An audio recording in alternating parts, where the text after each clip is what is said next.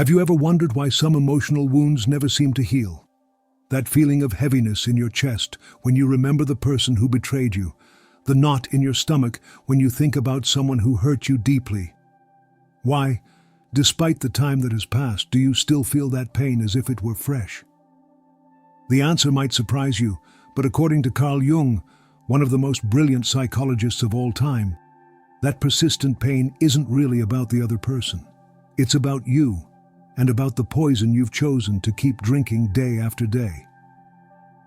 I know many people who believe they have been poisoned by others, Jung said, when in reality, they themselves are drinking the poison they saved for their enemies. This profound observation reveals a truth that few are willing to face, that the grudges we hold don't harm the person who hurt us, but continue to destroy us from within. Today, we're going to explore together why forgiveness isn't an act of weakness, as many believe, but possibly the bravest and most liberating act you can do for yourself. A journey toward understanding how forgiveness, seen from a Jungian perspective, is the path to your own inner healing. Think for a moment. How much energy have you spent reliving past offenses in your mind? How many imaginary conversations have you had with people who hurt you, telling them everything you never got to express? Jung understood that this process of ruminating on the past is like a wound you don't allow to close, because you're constantly picking at the scab to examine the damage. One of the most powerful concepts Jung developed was that of the shadow, those parts of ourselves that we repress, deny, or don't want to see. Ironically, when we cling to resentment toward another person, we're often avoiding looking at the shadow within ourselves, because it's easier, more comfortable, to project all our fury and pain outward than to confront how that resentment has now become part of our identity.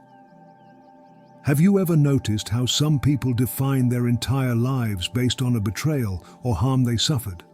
I'm the divorced person who was cheated on. I'm the abandoned child. I'm the betrayed friend. The wound becomes their main story, the lens through which they interpret all their reality. Jung would call this a complex, an emotionally charged pattern that has taken control of the psyche. The first profound revelation Jung offers us about forgiveness is that it's not really about the other person. Forgiveness isn't something you give to the person who hurt you. It's a gift you give yourself. It's the decision not to continue living your life defined by that pain. And this is a crucial distinction. Forgiving doesn't mean justifying what happened or denying the impact it had on you. It means freeing yourself from the emotional prison you've been building brick by brick with every thought of resentment and every fantasy of revenge. Now, if you feel resistance to the idea of forgiving, you're not alone. In fact, Jung perfectly understood that our resistance to forgiveness often comes from a deep, primitive place within us, what he would call our collective unconscious. There's something in our human nature that yearns for justice, or even revenge, when we've been hurt. This impulse is as old as humanity itself. But Jung also recognized another essential truth, that clinging to that desire for justice or retribution eventually becomes a much heavier burden for the one carrying it than for the person it's directed at. As he himself wrote, "What you deny submits you. What you accept transforms you." Think about a resentment you've been carrying, maybe toward an absent parent, a partner who betrayed you, a friend who turned their back on you when you needed them most, or even toward yourself for decisions you now regret. Can you feel the weight of that resentment? The way it limits your ability to fully experience the present moment? How it colors your new relationships with the tint of distrust? Jung understood that this resentment isn't just a passing emotional state. It literally reconfigures your biochemistry, alters your nervous system, and over time can manifest as physical illnesses. Modern science has confirmed what Jung intuited, that chronic stress associated with sustained negative emotions like grudges, anger, or resentment increases inflammation in the body and can contribute to heart disease, autoimmune disorders, and even cancer. So how do we begin this process of forgiveness that Jung saw as essential to our psychic and physical health? The first step might surprise you. It doesn't begin with the other person, but with yourself. Jung firmly believed that before we can truly forgive others, we must practice self-forgiveness. Why? Because behind many of our resentments toward others, there's a relentless judgment toward ourselves. We blame ourselves for having trusted someone we shouldn't have, for not seeing the signs, for being vulnerable, for not standing up for ourselves enough. And as long as we maintain that self-judgment, we'll project that same level of intransigence toward others. Jung developed a fascinating concept called the shadow, those parts of ourselves that we repress or deny because they don't fit with the image we want to have of ourselves. Ironically, when we cling to resentment toward another person, we're often projecting our own shadow, those qualities we refuse to acknowledge in ourselves. For example, if someone betrayed you and you can't forgive them, ask yourself, is there any moment in your life when you've betrayed someone else, or even yourself? If you find it difficult to forgive another's weakness, what parts of your own vulnerability do you struggle to accept? This process of self-reflection doesn't seek to blame you or remove responsibility from the person who hurt you. It's simply an acknowledgement of our shared humanity, that we all have light and shadow. Jung believed that this recognition is the basis of true compassion, not just toward others, but also toward ourselves. The second step in this Jungian forgiveness process is what he would call confronting the shadow. This means being willing to honestly look at the difficult emotions you've been carrying, the anger, pain, shame, humiliation. Many spiritual traditions encourage us to just forgive without acknowledging how deeply we've been hurt. Jung considered this approach psychologically naive and potentially harmful. Instead, he proposed a more comprehensive approach. Name your pain, give voice to your anger, fully acknowledge the impact that betrayal or harm has had on your life. This act of naming and fully feeling your emotions is paradoxically the first step to freeing yourself from them. As Jung said, it's not the burden that breaks you, but the way you carry it. This may seem counterintuitive. Many fear that if they allow themselves to fully feel their anger or pain, they'll be trapped in those emotions forever. But both Jung and modern neuroscience show us that it's precisely the opposite. When we avoid or repress difficult emotions, we give them more power over us. It's only when we face them consciously that we begin the process of integrating them and eventually releasing them. How do we do this practically? Jung was a great advocate for dream work, reflective writing, and imaginative dialogue as tools for processing difficult emotions. You can write a letter that you'll never send to the person who hurt you, expressing everything you feel without censorship. Or you can practice an imaginary dialogue where you finally say everything you needed to say. The third step in this Jungian path to forgiveness involves a profound shift in our perspective. Jung believed that every experience, even the most painful ones, contains seeds of growth and transformation. He called this process individuation, the path toward becoming more complete and integrated human beings. Ask yourself, how has this painful experience changed you? What have you learned about yourself, about others, about life? What strengths have you discovered that you didn't know you had? What values have become clearer to you through this pain? I'm not suggesting that you should be grateful for the harm done to you. Jung would never propose such a thing. But he did suggest that we can find meaning even in our greatest sufferings, and that this act of finding meaning is itself deeply healing. Viktor Frankl, a contemporary of Jung who survived the Nazi concentration camps, came to a similar conclusion. When we cannot change a situation, we are challenged to change ourselves. Jungian forgiveness is not forgetting or minimizing the harm suffered. It is transforming the meaning of that harm in our own life narrative. The fourth step, perhaps the most challenging, is what Jung would call recognizing the humanity of the other. This doesn't mean excusing harmful behaviors or maintaining toxic relationships. It means recognizing that even those who have deeply hurt us are complex human beings, carrying their own burdens, acting from their own wounds and limitations. Jung understood that we are all products of our experiences, traumas, and the collective unconscious we share as a species. When someone hurts you, they are generally acting from their own place of pain or limitation. As Jung said, everything that irritates us about others can lead us to an understanding of ourselves. This doesn't mean you should allow them to continue hurting you.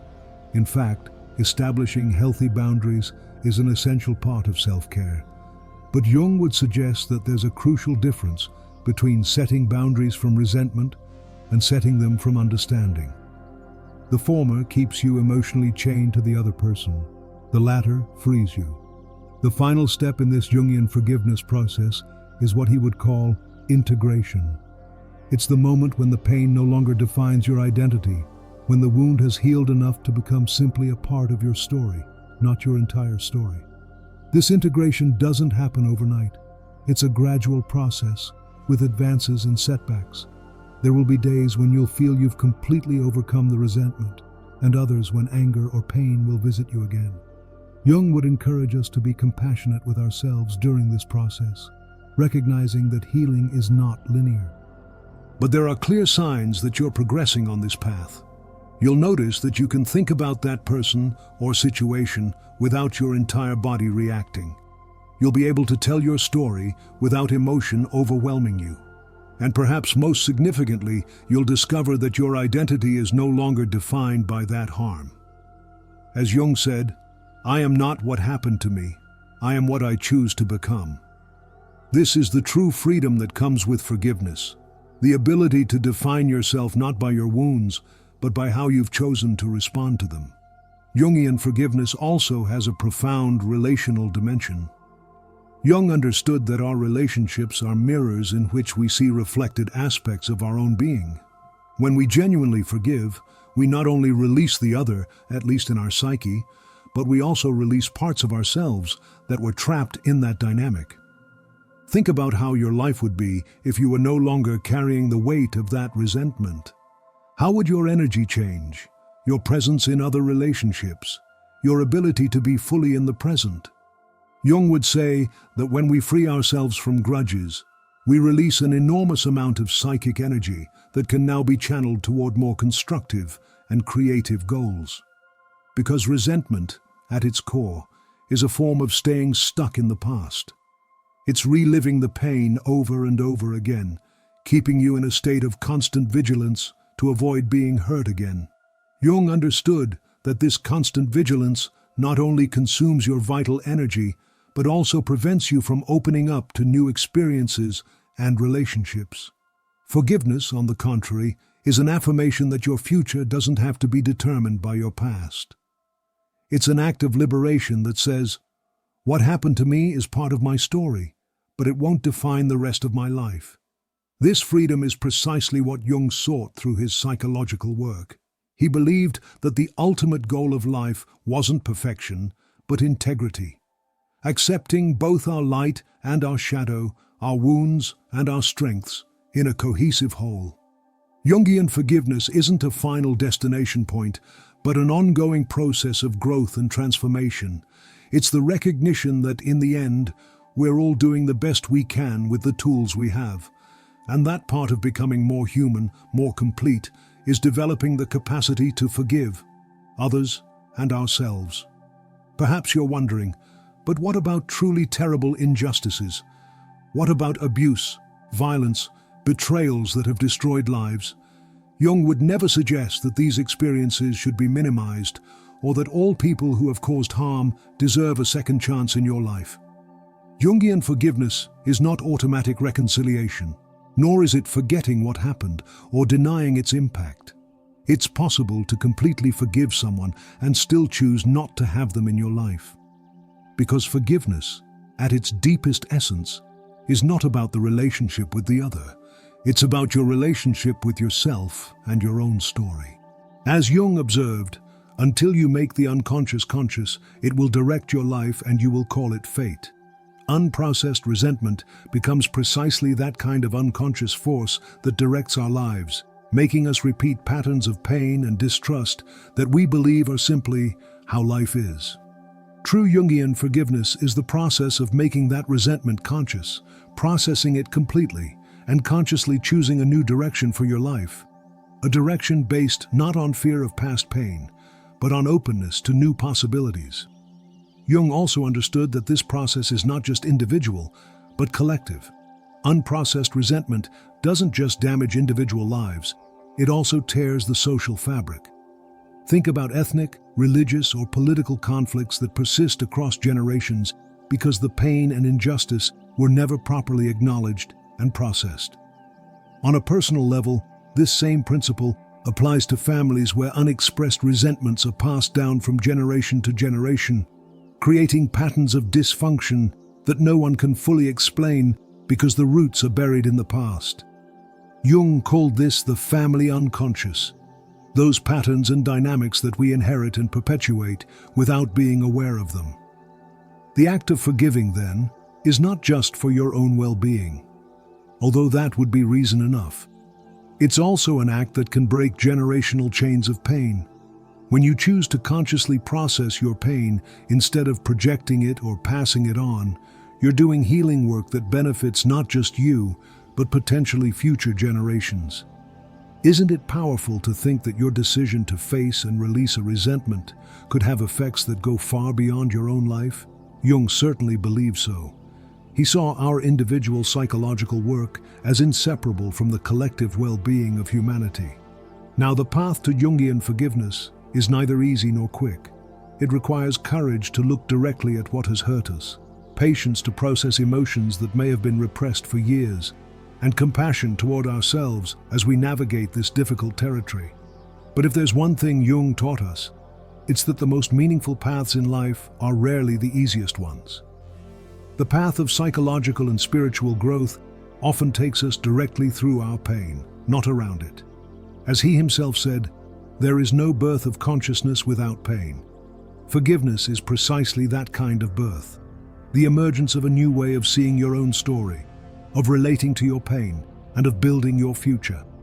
It's a process that takes you from being a passive victim of your circumstances to being the conscious author of your own life. And although this process may begin by focusing on forgiving others, it inevitably brings you back to yourself. Because as Jung deeply understood, all our external relationships are, at some level, reflections of our relationship with ourselves. As we forgive others, we learn to forgive ourselves. And as we forgive ourselves, we find greater capacity to forgive others. This virtuous circle of forgiveness creates what Jung would call a containing space. A psychological place where we can hold both our pain and our capacity to transcend it, both our wounds and our innate ability to heal. Think for a moment about what it would mean for you to release that resentment you've been carrying. Not by minimizing it or pretending it doesn't matter, but by processing it completely so that it no longer has power over you. How would your relationship with yourself change? With others? With life itself? Jung believed that this kind of liberation is what allows us to access our highest capacities as human beings, our creativity, our compassion, our capacity for joy and deep connection. When we're not consumed by resentment, we have much more energy available to create, to love, to be truly present. Resentment is a form of staying stuck in the past. Forgiveness is choosing to live fully in the present. It's recognizing, as Jung wrote, that I am what I choose to become. So I ask you, what do you choose today? To continue drinking the poison of resentment, hoping it will affect the person who hurt you? Or to take the first step on this path of liberation, not for them, but for you? The path won't be perfect or linear. There will be days when you feel you've taken steps backward, when anger or pain resurface strongly. Jung would encourage us to see these moments not as failures, but as opportunities to process deeper layers of our pain. Each time we consciously return to this work, we become stronger, wiser, more complete. If this message has resonated with you, I invite you to take a moment right now to reflect on what resentment you might begin to release. It doesn't have to be the biggest or oldest one. Sometimes, starting with something more manageable gives us the confidence and tools to eventually address the deeper wounds. And remember that you're not alone on this path. Jung firmly believed in the power of community to support our individual growth. Sharing your process with trusted people, whether close friends, a therapist, or even communities like this one, can be deeply supportive as you do this inner work. If this video has brought you value, I invite you to share it with someone you think might benefit from this message. Sometimes, what we need most in our moments of pain is to know that we're not alone, that others have walked this path before us and found a way forward. Leave in the comments what your biggest lesson about forgiveness has been, or what question you have about this process. Your experience might be exactly what someone else needs to hear today. Subscribe to the channel and turn on notifications for more content that explores these profound psychological and spiritual truths that have the power to transform our lives from the inside out. Remember Jung's words, "I am not what happened to me, I am what I choose to become." Forgiveness doesn't erase your past, it gives you the freedom to create your future. It's the most revolutionary act of self-love you can perform. Thank you for being here, for your openness to exploring these deep truths, and for your courage in considering taking this step toward your own liberation. I'll see you in the next video, where we'll continue exploring together the fascinating world of Jungian psychology and its power to transform our lives. Because in the end, as Jung taught us, the journey toward healing isn't about going back to who you were before the wound. It's about becoming a wiser, more compassionate, and more integrated version of yourself. Someone who has transformed pain into wisdom and resentment into peace. And that, perhaps, is the most valuable gift that forgiveness has to offer us.